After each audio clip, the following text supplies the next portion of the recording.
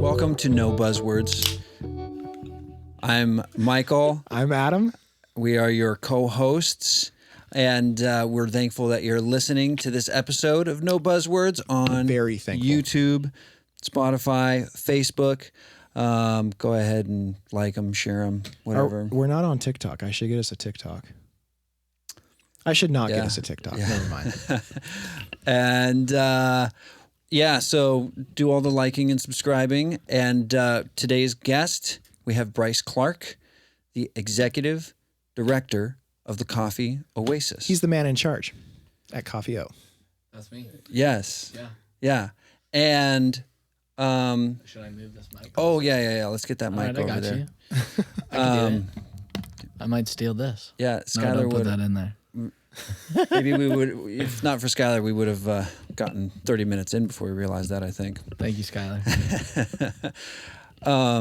And also, groomsman at Ben Thomas's wedding. Whoa. Okay, that's a cool. Yeah. Ben is in his band. Ben no plays way. bass in my band. Okay, really cool. I see Yes. him 4 times a year at Costco now. Yeah. I love those run-ins at Yeah. Costco. I love it. I love I went to seeing high people school I know with at you. Costco. Yeah. Yeah, my favorite It's in memory your with cart. Yeah, exactly. What are you doing? What's in there? Just kind of subtly judging your lifestyle based Right, off of what you got in there. exactly. That's too many microwave meals in there. Yeah. Let's Is that get 2 some shopping vegetables carts? in. Yeah. Well, he's got enough kids. Right. You've been eating a lot of chicken bakes, Yeah. bud. Yeah. A lot of Yeah. chicken bakes. Yeah, shout out to Ben Thomas. Yeah. So Ben Thomas is, for those listening in, is just a mutual friend. Yeah. With all of us. Fantastic person. Also, How did you even know that connection? I Were you in the wedding? Were we in the wedding party together? I get no. Okay. No. I was at the wedding. Okay. Ben and I get coffee on Fridays on and off. Okay. And his oldest son Jonathan is 12 going on 13. And we've our coffee dates have kind of fallen to the wayside, and he called me and said, "Hey, my son is coming of age and it's time to teach him how to be a man. So I'm bringing him to coffee." Okay. And we're going to talk about all this stuff. So we started getting coffee 2 weeks ago, and I said, "Yeah." He's like, "How's the podcast going?" I was like, "It's fun. We're going to interview the executive director of the Coffee Oasis, Bryce Clark." He's like, "Oh, I know Bryce. Bryce was in my wedding." I was like, "Sweet. Yeah, that's awesome. I'm going to tell him that." And he'll say, "Wow, what's that? What? How do you know, Ben?" This is everything I hoped it would be. Yeah. It's awesome. I love that, dude. That's such a fun callback. We were lifeguards together at Banger. Oh, Okay. That's where we met. And my favorite memory from there is one summer, him and I had a competition to see who could work the most amount of hours. And so we were getting in trouble trying to take as much overtime as we could. We were trying to talk people out of picking up shifts. It was fun. We spent a lot of time that summer together lifeguarding. He's a great guy. Yeah. So who won that? I mean, maybe we both lost. I don't know. sounds about right. Maybe we both lost. Yeah. Your boss is like, keep it up. Yeah. Keep it up. I love this. Yes. Well, until the overtime payment starts coming Yes. through. Yeah. Right. Let's get some other lifeguards in here. Yeah. But it was fun, man. We had a lot of fun lifeguarding together. Yeah. I like good. seeing that guy. So you're also, the other tidbit we learned was that you're the grandson of the guy that founded Children of the Nations. The direct son, the son. Oh, you're the son. I'm the son. You are the heir of Children of the Nations. Yeah. The child of the I am children the of the child of the nation. Actually, interestingly enough, Ladies and gentlemen, the child of the nations Yeah, here on come No on. Buzzwords. last time I was in Sierra Leone, they gave me the nickname Batilo, which is the people's child. That's So freaking cool. yeah, dude. so in some ways I am the child. Is that Yeah. on your business cards? It should be. That'd be awesome. It should be. You know, I have a few different nicknames or, honorariums from some of the different African countries. So I also am an honorary paramount chief in Sierra Leone as well. Bimba Kale the Third. Whoa. Yeah, kind of crazy. My dad is Bimba Kale the Second. Oh, whoa. And it's an honorary title. And so at my wedding, he gave me a chief staff. And so did you get that name from the first? yeah. Yeah, so Bimba Kale the First is still the paramount chief, which is a chief over a bunch of different chiefdoms. There's 12 different chiefdoms. Wow. He's the head guy over those 12 in Sierra Leone. He honorarily made my dad Bimba Kale the Second because of the work Children of the Nations does. Wow. And then in my wedding, I was made Bimba Kale the Third. So I sometimes like to call myself Bimba 3 when I'm talking to my wife. Bimba 3. She doesn't always love that, but it's fun for me. Yeah. Did you get married in Sierra Leone? No. Oh, okay. No. I met my wife here at Miracle Ranch, actually. We were working at Miracle Ranch camp together. Yeah. So. What'd you do at Miracle Ranch? Were you a wrangler? I wish. No, I don't wish, and they don't wish that either. I have a bit too much chaotic energy to be around the horses, you know. They like little calmer people. Yeah. Bryce is here. Well, first I washed a lot of toilets at the camp. Yeah. And then I was an intern, so I spent a year kind of working there. It was like, don't do the math, 18 cents an hour, 24 hours a day of, that's what I was getting paid living on the camp in a bunkhouse with 8 other guys. And we, took care of the camp. Just did the Lord's work. Yeah, did the Lord's work. Picked up sticks in the forest when the wind blew. Wow. And then... I mean, seriously, there'd be windstorms and we'd get sent out into the woods to pick up sticks. And so all the walking trails were like always pristine. Oh, man. And I'd always complain about it. I'd say, I can't believe they got us picking up sticks in the woods. What's going on? And then I ran the camp for 4 years. I was the program director at Miracle Ranch for 4 years. And so kind of ran the show. That was my last year doing that was 2018, so 14 to 18. My first year there was 11. I didn't work 2012. I came back 2013 and then ran the camp 2014 to 2018. Wow. And then when my wife and I got married, she was like, time for a new job. Because at the camp I'd work crazy hours in the summer. I'd work from 4 in the morning until midnight or 1 in the morning and sleep for 3 hours a night and do that for 15 days in a row and get 1 day off. And she's like, we're not doing that. Yeah. Which is fair. Yeah. Which is fair. Yeah. Did you ever go ahead? No. I was wondering if you ever had any beefs with Island Lake. Did you guys ever compete for anything? A little bit. It's all under Krista Camps. Yeah. And so they're all kind of owned. My biggest memory of that is before I worked full time and they hired me to run the camp, I was counseling one week and they didn't have enough counselors at Island Lake. And so they brought a bunch of us over from Miracle Ranch and then stuck us on the same color team. And so, every week there's like 4 color teams and they're competing for, to win the camp cup at the end of the week. So they put all the Miracle Ranch champions. Yeah, exactly. Yeah. They put all the Miracle Ranch counselors on the same color team, which was a mistake. And we got hyper competitive and we were like hurting each other and hurting campers. It was brutal. But it was also great. Yeah. We're all cheating a little bit, That feels right. That's what you're supposed to teach the kids. Cheat to win. I think so. If you ain't cheating, you ain't trying. Exactly. Yeah. Exactly. God bless you. But that was fun. It was a fun year. But yeah, there's always a little fun intercamp rivalry going on. Mm-hmm. Cool. Yeah. So when did you get married then? 2018. 9/9/18. I made it easy for myself. 9 + 9 is 18. Oh, that is well nice. done. Yeah. I try to make it easy. The less stuff I have to remember, the smoother that my life seems to go. Yeah. Yeah.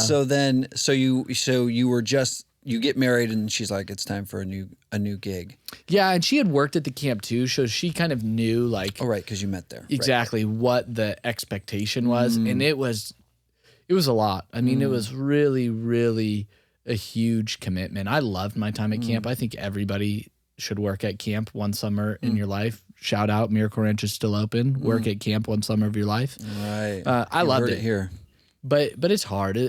And I guess it's not fair to say it's hard. We had a kid that came over named Diona. I say kid. He's older than me. But he came and worked at camp one summer from Malawi. And it was really interesting talking to him. He's from Children of the Nations, came over, worked a summer at camp. And he said late in the summer, everybody was kind of complaining. They're tired. We've worked a lot of days, a lot of long days. And he said, you Americans are so interesting. You call this camp work hard work. But in Africa, this isn't hard work. He said it's long work. We do a lot of hours, but nothing's really that hard. Hard work for me is, going and working in the field in the hot sun all day, carrying, a heavy load on your back. Right. We don't have to do that here. It's just long. Yeah. So I thought a good humbling perspective. Yeah, really good perspective. But it was long work. And my wife said, I'd like to see you more than 2 hours a day during our first year being married. Right. Now, she probably would love to see me only 2 hours a day. So, funny how things change. Oh my goodness. So let's see what happens next then. You get married. You how long have you been executive director at Coffee Oasis now? 4 months, 5 months, something like that. Right on. Yeah. Really? Yeah, super new. Yeah. Oh wow. My official start date was December 1st. Wow. And you took that over from Daniel. Correct. Cool, yeah. Cool dude. Okay. Yeah. Okay. Yeah. I had Daniel. the timeline skewed in my head because we had Daniel on 2 weeks ago, 3 weeks ago, 2 weeks ago, something like that. He probably told you it was like October I took over. I think so. So they made me interim executive director around that time. Okay. But he was still technically in the seat of executive director. Sure. I would say there's a handoff period. Yeah, and the transition happened pretty quick. I think he wanted to make sure that I was seen more and more as the leader. And so there was kind of a quick transition between like me being the figurehead and then working with him and him being more behind the scenes. But, my official on my paperwork start date was December 1st. Nice. Yeah. Okay. How was that start for you? Like, I can only imagine stepping into a role like that. You're just hitting the ground running. Yeah. Yeah, man, I'll probably talk a lot about camp. Work at camp. Really. Work at camp. Yeah, you should. I mean, it really changed my life as far as just approaching situations that feel overwhelming, because that's what it felt like a lot at camp was like, you got 500 kids coming in, and then all of a sudden the group that's renting out the camp decides they want to change where every single person is. And so you're running around trying to get it all set up and feel like you're kind of always behind the 8 ball. And so I'd say it was kind of the same in this transition. There's some apprehension of the things I didn't know. And I would say still every day I find out more things I didn't know. You say apprehension, meaning you're assuming that you're like, what do I not know today? Yeah, exactly.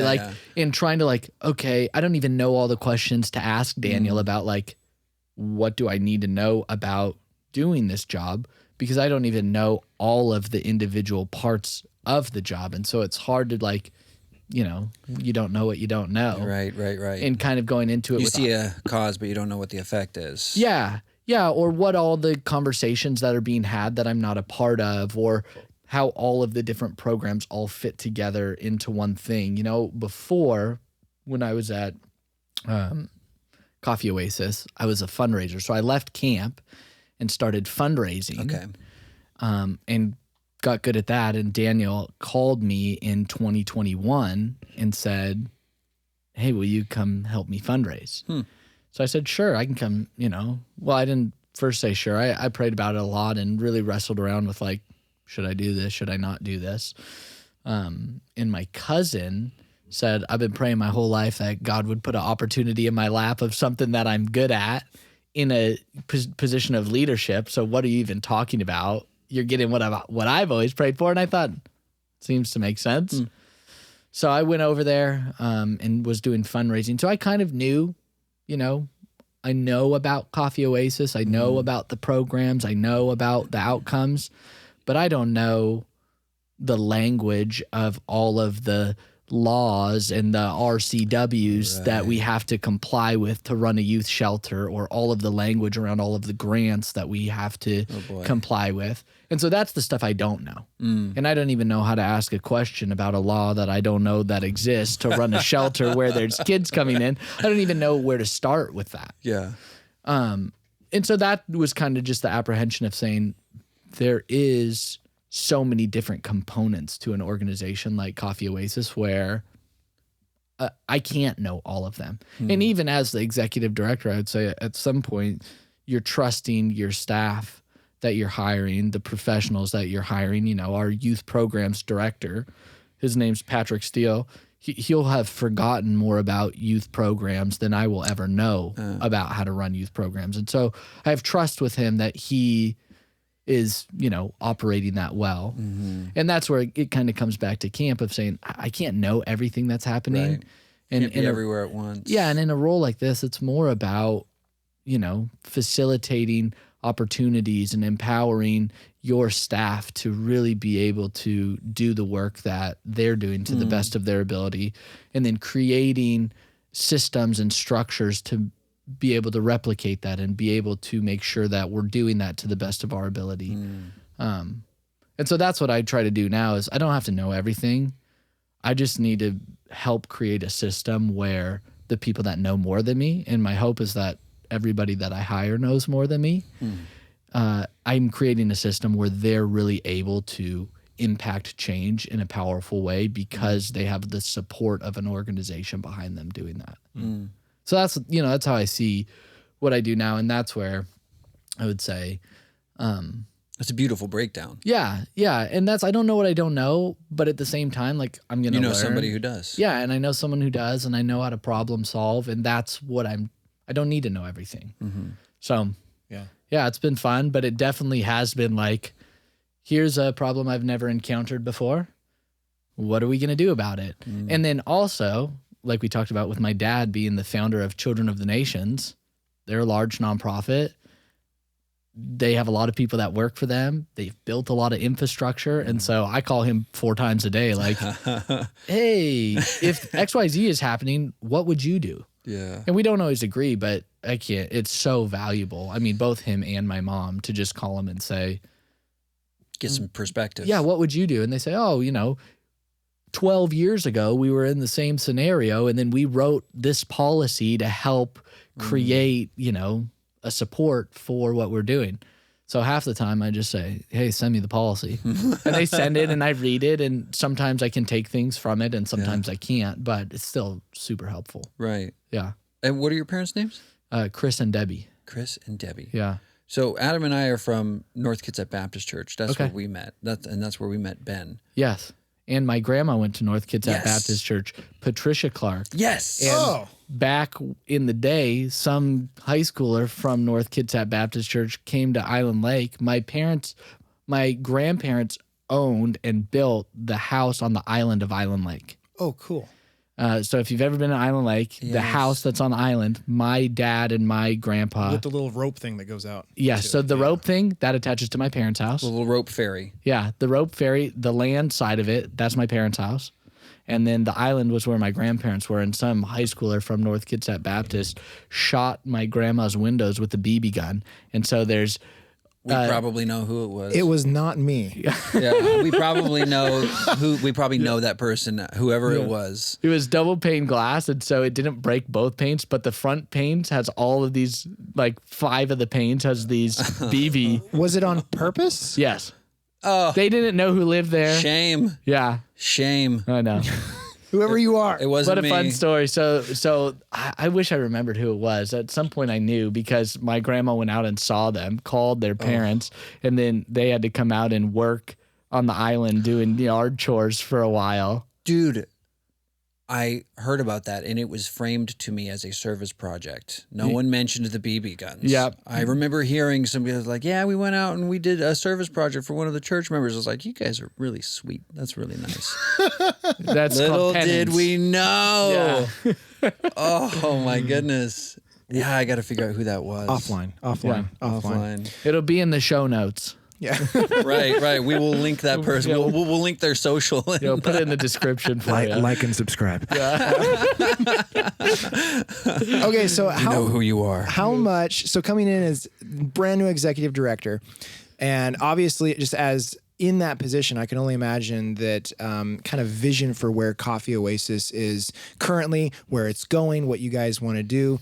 How much is Coffee Oasis currently, and then your vision for it in the future? How much of it is a coffee shop that does ministry versus a ministry that sells coffee?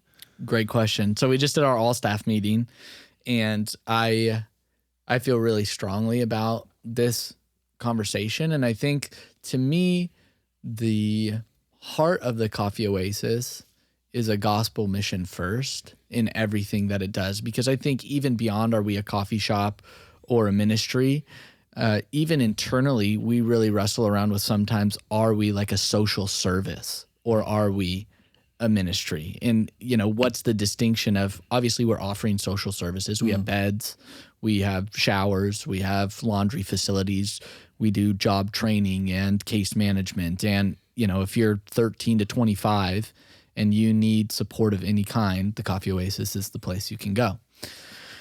And part of that, the cafes to me are really hubs for job training centers. And they're open to the public, which is super cool too. That's cool.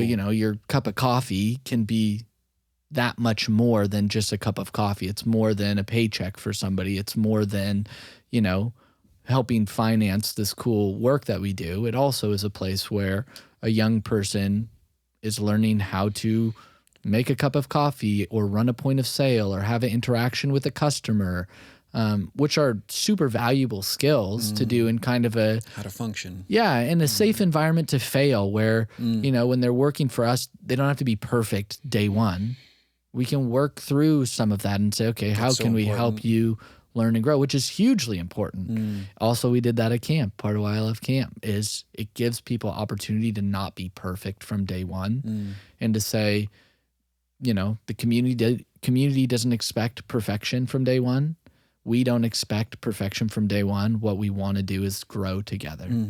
And so I think, to me, the coffee shop ministry dichotomy, to me, it's 100% ministry. It's 100% a ministry, and we've got this really cool arm that is publicly open and publicly facing, where we're providing the service to the public in the context of doing the ministry work. And to me, it is a gospel work of saying that with Dave and Cindy, when they started the Coffee Oasis, their whole thing was that it's, like them living out the call of Jesus in front of youth that they're working with is impacting their life. But it was always about trying to bring the love of Christ to the pain on the street. That was one of their first mission statement was bringing the light of the gospel to the darkest parts of the city. And then it turned into bringing the hope of Christ to the pain on the street.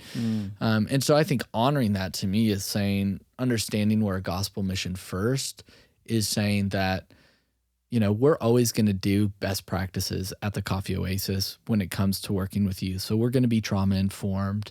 We're going to be de-escalators. We're going to be mandatory reporters. We're going to do things that we know this is the best way to work with young people. I think the thing that sets us apart from maybe other organizations that do the same work is that we believe that either as important or more important than those things is the power of the gospel to change people's lives. And so that's what sets us apart, is saying, job training, case management, like learning how to do your finances. We believe that those are going to help youth and young people to live a fuller life, to, be able to achieve the goals that they want to achieve in their life. And that if we help give them those tools, that's going to benefit them for their whole life. We believe that. We also believe that a relationship with Jesus is going to create a change in that person's life that is going to impact, not only them, but it's going to impact their family tree. It's going to impact their future kid. It's going to be the thing that breaks, the generational chains that they may be experiencing. And so for me, that's where it's a little different for us, is saying the power of the gospel is going to be a part of how we do this forever, because it's where we're growing out of. So beyond just a part of it, it's the foundational part of it, and saying, the gospel is going to, if you let it, change your life, which is what I think is true for everybody. Yeah. Yeah. That's awesome. Yeah. How much healing do you think is fair to expect of a damaged youth? On average, would you say? Because I'm, everybody has trauma, and I don't have. Everybody's got something that's happened to them, where they're kind of like, they remember it when they wake up at night, and I'm definitely. You said you have a 1-year-old? Yeah, I have twins. You have 1-year-old twins and a 4-year-old. Wow. Yeah, my house is popping right now. Yeah. Jeez Louise, that's wild. Yeah. Twins. Well, I know for me, I just had my first kid, and it's dawning on me how fragile the relationship is and how easily I could cause trauma in his life. Yeah. And probably will. Yeah. Right, Yeah. I mean, that's exactly. the thing. It's not if you're going to do something, it's how. Yeah, when exactly. and how bad. Yeah. Right. I definitely have had developed an expectation of total healing in this life, and total rest, because that's part of the language of the gospel today, where, Christ is renewing us. It is a new birth. Spiritually, it's new life, but certainly in the world. And I'm just interested in your thoughts on this. What how much healing can actually be done. I've kind of starting to develop the theory that, the kind of trauma that the youths that Coffee Oasis is servicing is the kind of trauma that does stay with you pretty much forever. And to expect full healing is maybe to expect too much of somebody. Perhaps maybe full, something that even looks like full healing is the exception, not the rule. I don't know. It's been something that's been developing in my head that healing is never something that we get to see happen. You never get all the way back in the black. You're always in the red. Sure. To some degree. Sure, and I mean, I would agree with that. I think that's true of me too. The state of the fallen world is that, I've fallen short, and there's nothing I can do to make up the difference of that. And even, but at the same time, the Bible talks about beauty for ashes. It talks about being every day the renewing of the mind, and I think some of that is, it's not my business. It's like, do I think I care about these youth more than God cares about these youth? I don't. Do I think I could even know how to care for them more than God could? I don't think so. And so I think some of it is, and the reason I say that is I met with a guy maybe 2 weeks ago, who growing up was a homeless teen. He told me some of his story, and it was a hard story. It was, drug addiction, abuse, abandonment, living in his car as a 16-year-old, like being told never come home as a 13-year-old, seeing siblings, die, and a hard story, difficult story to hear. And just talking to him, he's grown now, he's an adult, never actually was a part of a Coffee Oasis program, but talked about how he had really two positive influences in his life. One of it was a family friend that when they found out he was living in his car said, "Hey, you can come and stay with us." Actually, they had him over for Christmas and found out, he was living in his car, and then 2 days later said, "Come and live with us." And the other person was my dad, and it wasn't like a lot that my dad saw him. It was, a couple times a month walking around town.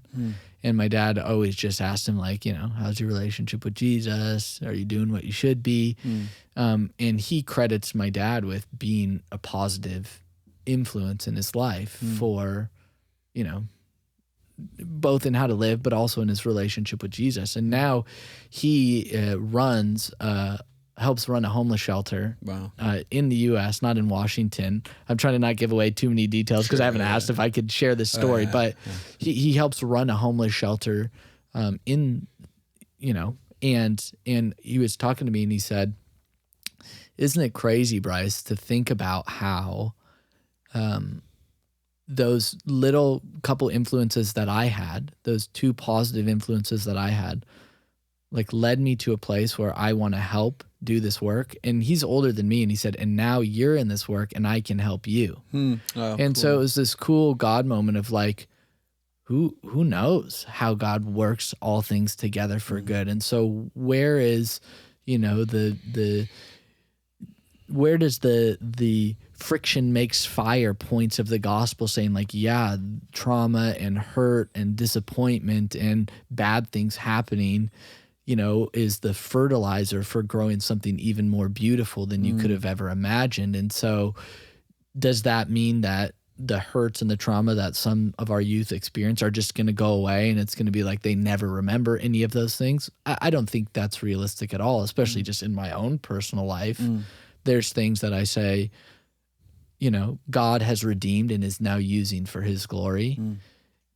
In magical Christmas land, if I could go back and never have done any of those things or had those things happen to me and still have the same world perspective that I have now and the same kind of worldview that I have that's been helped shape by those, would I go back? Sure. But I think that part of the reason that I operate the way that I do in the world is because of some of those things. And so, I think there's always that tension of what does restoration actually look like? Does it look like, going back to the original, or is it more the kintsugi, the Japanese pottery thing where they throw the pottery on the ground and then put it back together with gold? Is it more like that? Yeah. I remember hearing that from Daniel once. Yeah. At the gala or something like that. Yeah.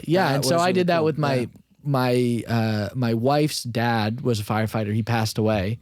And our oldest daughter, he had a cup that he always used. He went to the NASA space launch when he was a kid, and he had a cup that said it had his name on it from that launch from, whenever. And my 1-year-old broke it. And it's like, I looked all over the internet. I looked everywhere. Can I replace this? But try to go find a mug from 1972 on the internet, with that has a name on it. There's no way. I found one that was like Jan, and I sanded off the N and tried to paint on a Y, but you can't refire a ceramic mug. And so we put it, you wash it and the Y just comes off. And eventually, I did the kintsugi thing and bought a kit and melded it all back together. Wow. And it's beautiful. Is it the same? No, but it's beautiful. It's in our house. You can't drink out of it, unfortunately. But so I think that's true for our youth. I think it's true for me. Yeah. We're going to get messy along the way, but that mess, I think, is to the glory of God sometimes. Yeah. Or hopefully all the time. When,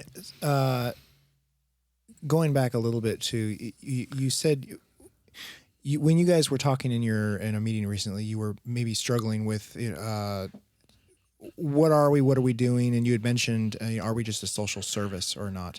What's been your relationship in our community with other agencies, other resources that are strictly social services, and how's that relationship been between you, between Coffee Oasis and them? Do they lean on you for a lot of stuff? Do you lean on them for a lot of stuff? Do you support each other? Yeah. I think it's good for the most part. Obviously, us being a Christian organization brings a little bit of a different flavor sometimes. To that, but yeah, we work closely with other organizations. We work closely with, Kids At Mental Health. We work closely with the Bremerton Housing Authority. We actually just entered into a partnership with Bremerton Housing Authority and Kids At Mental Health to provide apartment units. Wow. To people that are over the age of 18. So for us, it's 18 to 25. We staff it. So we have 2 resident advisors that live on the property. It's, I don't know the exact number of units, but it's 20-ish apartment units. Wow. That we get to put some of our youth in those units when they age out of the shelter, and then Bremerton Housing Authority puts them in, and then Kitsap Mental Health puts them in. And so, I think we really want to work together to, to address the needs of the community. And then specifically in both Kitsap and Pierce County, we're the only low barrier shelter for people under the age of 18. And in Kitsap, we're the only shelter at all. And low barrier just means like the expectations for kids coming in. There's one other shelter in Pierce County that does a great job, but they're a little bit more high barrier than the Coffee Oasis. There's a little bit more parameters around expectations for youth in the programs, where for the Coffee Oasis, it's more like, if you need a place to go, you come here. Just don't set the place on fire. Yeah, please. Yeah, exactly. Well, and sometimes we have to say that a few times. But because of that, there's not a whole lot of options for youth or for the community to partner with for actually addressing like housing insecurity for minors who don't have another place to go. So do you run into like state services a lot for, if they need emergency housing, do you run into that a lot, or is it, or a lot of the youth coming to you directly? Most of them come to us directly. We work with the schools. We work with all the McKinney-Vento reps in the schools. And they sometimes, refer a youth to come and stay with us. Sometimes we do get referrals from, different places. There's kids that it's been like, do you want to go to juvie or do you want to go to Coffee O? Because you don't have another place to go and we can't just release you out into the wild. And so that's, we kind of work with all of that. Again, if it turns into, we've worked with the Children's Hospital in Seattle. If somebody under the age of 18 in Washington is homeless, there's 6 shelters that they can go to, and we run 2 of them. Oh, wow. So, it's a severely underserved population, because it's not like there's no kids under the age or no people under the age of 18 experiencing homelessness. Even in Kitsap County, last year, the number of youth who experienced homelessness at some point was like almost 1,000. And there's in Kitsap County just alone. Yeah. Kids. And there's only 6 of these shelters in the state? In the state, yeah. What kind of capacity do you guys have at your 2 shelters? Like 20 beds right now. Oh my gosh. And we have, I don't know if I could say this exactly, like I know for a fact, but of the shelters that I know, we have the most beds. Wow. So, it's, you're talking about less than 1% or that there's space for less than 1% of youth who are experiencing homelessness to actually have a bed in the state of Washington. So then back to, you stepping into this role brand new, I can only imagine that the vision, then knowing these numbers just from an analytical standpoint, is that you want Jesus to just take full control and help you guys grow as much as possible. Because that's just, that's scary. Those numbers are scary. Yeah. You got to turn some loaves into fishes. Yeah. Well, and to me, it's an opportunity. It's a huge opportunity to say, like, it's horrible. The percentage of, how many youth can be cared for is terrible right now, but it's a huge opportunity to say, we can be the best at it. And that's how I feel. What my big dream for Coffee Oasis is that we would be the best youth shelter provider in the state of Washington. And by best, I mean like best outcomes, even by what the state says. But I want us to have a higher standard for ourselves than even what the state sets. And so, like highest long-term housing placement, highest long-term job placement, highest, high school graduation rate. I want things like best staff retention. I want things like, to be like the best paying, youth shelter in the state of Washington. I want people to want to stay. I want them to want to come to work for us. Yeah. And I have a dream that, we have the most beds, but we also have the most effective beds, that for youth in the community, they know if they come to Coffee Oasis and stay in one of our beds, that wherever they want to go in life is open to them, and that we can help them do that, know? And so by the time they're leaving our programs, if they want to, be a welder, they could be a welder. If they want to, go to college, they can go to college. And we're building programs that are making that happen. And, I'm debating whether I want to voice this out loud or not, but I've shared it to my staff. I think my real, what would be awesome, is that at some point the state of Washington would come to the Coffee Oasis and say, hey, you're running youth shelters better than we can, even as the state. So what if you guys just take over this whole department for us and you just run it all? You're a visionary. Yeah.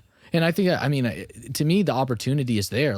Clearly it's underserved. Clearly there's more that can be done. As is. Yeah. Way dysfunctional. Yeah. And so to me, I'm like, why would we not aim for that? Especially for the benefit of the young people in the state of Washington. Why wouldn't we aim to say, man, if you are under the age of 18 and you're homeless for any reason, your life can still turn out however you want it to turn out. Yeah. Especially if you end up in one of our beds. To me, there's something exciting about that. That's super exciting. Just hearing you talk about it, it's inspiring. I'm getting pumped. How can we help? Yeah, dude. Yeah. So cool. How do you feel? Do you feel like Kitsap? What do you feel like the relationship is between Kitsap and the Coffee Oasis right now? Do you guys feel the support? How's that? Yeah, I think so. I think the community support is there. I think some of it is sometimes people don't even know the scope of the problem. And so when you talk about we're sheltering homeless teenagers, most people are like, all 5 of them. Way to go, you guys. Yeah. The understanding the scope of the problem, I think, is difficult. And also maybe dispelling some of the common, misconceptions around homeless youth, around, it's not every kid that comes to us has made bad decisions. Not every young person that comes to us is doing stuff they shouldn't. Right. And I think sometimes that's how people feel is, if they're homeless, what did they do? Where did they screw up? Yeah. And, sometimes it's we're talking about a 14-year-old. Did they make some choices maybe they shouldn't have? Totally. I made choices at 14 that maybe I shouldn't have. But the network that supported them or was supposed to be there to support them wasn't, and so what do you do with a 14-year-old, especially the story I shared with the other guy I was talking to of, abuse in the home, drug use in the home. If you're a 14-year-old and that's what you've grown up in, it's hard to expect that you would operate your life in a way different than what you've seen. And that's what we see for a lot of our youth is, I'm amazed actually by our youth. I'm really, really, truly blown away by their ability to navigate their lives at 14, 15, 16, where they've gone through some things that even at 32, I can't imagine if those things happened to me, that I would be even able to continue to function and figure out a way to live and figure out a way to try to move forward at all. Right. And they're figuring those out all the while sleeping in a tent. Wow. And it's, it's pretty amazing, their resilience and their ability to continue to move forward. And I think where the Coffee Oasis kind of comes in that is saying, sometimes those habits that you build to move forward are really necessary for that season of your life, but learning some new tools will actually help you move into a new direction for the next season of your life. I always liken it to, I think, what's the guy's name? Simon Sinek, who talks about, he's a motivational speaker, and he talked about if you go to the gym one day and you expect to go one time and like be totally fit, Right. you're going to go and you're going to be disappointed. Right. And so, you know, you First go and one last day. time you go to the gym. Yeah. And if you take the approach of like, you know, at some point you're going to get fit, but you don't know when. So you go one day and you go the next day and you go the next day. At some point you'll get fit. Can I tell you exactly when that is? No, I can't. But at some point you will. And so helping our youth kind of learn that around life skills, you know, where even it's like working with budgeting. Hey, if you save money from this paycheck, you're gonna at some point have some money saved up. And you save money from one paycheck and then you look in your bank account and think, well, that was a waste of time. I could have gone to this party, or I could have gone to that movie, or I missed out on this thing so that I could put $100 in the bank. Well, if you keep doing it, at some point you're going to look and there's going to be money. But learning that is a hard process, especially if you've never seen it modeled for you before, where it's like, I know that works because I've seen my parents do it. Right. If I'd never seen my parents do it, I know I got $100 in the bank now and I missed out on And I 3 wanna fun spend it. things. Yeah. So that's how I feel, is it's like, okay, you know, I still feel that. yeah, me I married too. a wife who feels differently. That's the only reason I'm here today. Yeah, come on. Good for her. Yeah. Do you guys use your own in-house financial training for the kids, or do you bring in Papa Dave Ramsey to help out? You know, talking about community partners, the banks in Kitsap County, the banks in Pierce no County, way. they're really awesome. They've that's been awesome. huge partners. They come in. They've done big fundraisers for us. Kitsap Bank, I don't know, a couple months ago, all of their employees chose to donate to the Coffee Oasis and gave a piece of their paycheck. Wow. And so they cut us a check, which was cool. But then, yeah, they send community reps to teach our kids, you know, financial literacy classes. And then Bank of America cut us a check for $250,000 at the Sweet. beginning of this year. Bank of America. Yeah. Like local, like one of the local branches? Yeah. That's cool. Yeah, they called us their community builder partner, specifically partnering with our programs in Pierce County Wow. to fund the programming. You know, it's like one of the only grants that is can go to the general fund. They didn't tie it to like a specific program or a specific thing, because what they really want is for us to be able to use that money however is most effective. And sometimes when you tie it down with it being allocated to a specific program, you can't use it, Right. you know, for everything. And they were like, we really want you to use it for everything. Cool. So banks have been huge supporters for that. Yeah. Which is cool. Yeah. Are you having fun? Yeah. Yeah. Yeah. I mean, it's crazy, man. But, you know, of course I'm having Starting fun. in Yeah. December, that's like, do you feel like you have a stride yet? I mean, you must still just be drinking from the fire hose. Yeah, but that's kind of been my whole life, man. My whole life, I drink from the fire hose. Every time I've gone through a major change in life, I add like 5 more on and just see, you know, if I can still hold on. That's like this guy. You guys are. Yeah.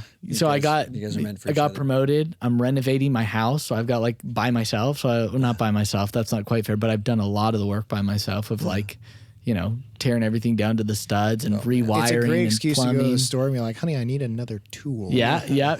Because this one is not going to do that job. Totally. Totally. And then throwing twins, man, I'm like, my whole life's drinking from the fire hose, you know? Which, to me, again, even going back to camp, that's how I felt every day at camp. It was like way more than I could do. We had way less staff than we needed to do it.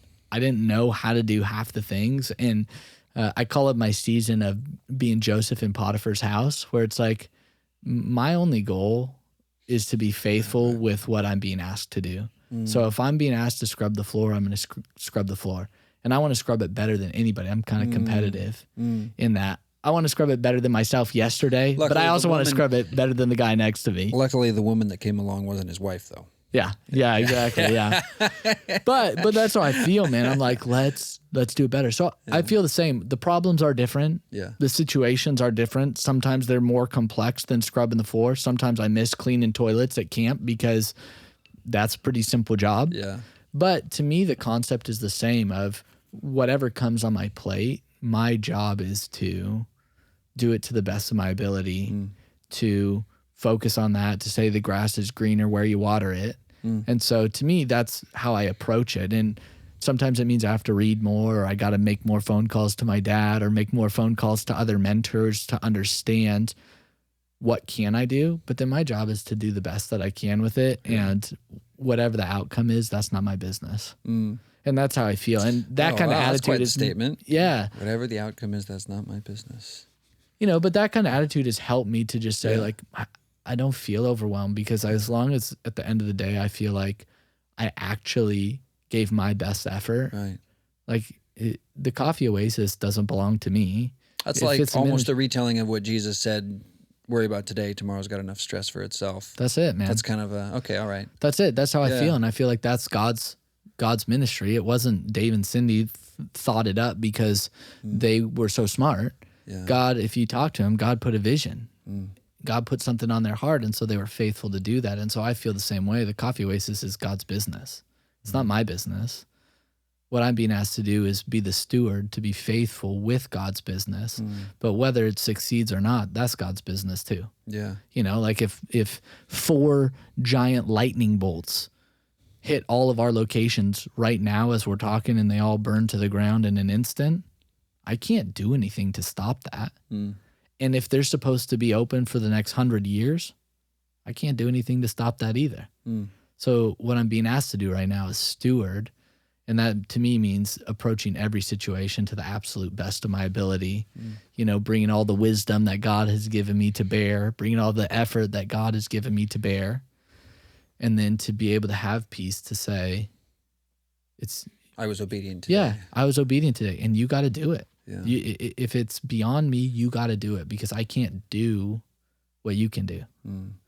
And so that to me, it sometimes feels overwhelming, because I'm like, oh my gosh, how many things do I have to be thinking about at the same time? But coming back to that gives me the peace to say, if I do that, then I've done what I've been asked to do. Yeah. And I could sleep at night. Yeah. So we're running up on time here. Can you give us like a 3 to 5 minute plug on where people can check you guys out, how they can get involved? Anything else you want to say about Coffee O? Yeah. So I'll go in the opposite order. Anything else I want to say about Coffee O, and then I'll give you the plugs here. I think that, and this isn't even to be a plug for Coffee O. This is going to be a plug for actually just how I see the world. Just get involved with something. It doesn't have to be Coffee O. I love Coffee O. I think we're doing good things. If you care about kids who are experiencing homelessness or need resources in our community, you should be a part of Coffee Oasis. But I really think that it's good for the heart and soul of all people, whether you believe in Jesus or not, to care about something bigger than yourself. And so that's my plug is, if you're not involved with something bigger than yourself, be involved with something bigger than yourself. And if you care about kids, make that thing be Coffee Oasis.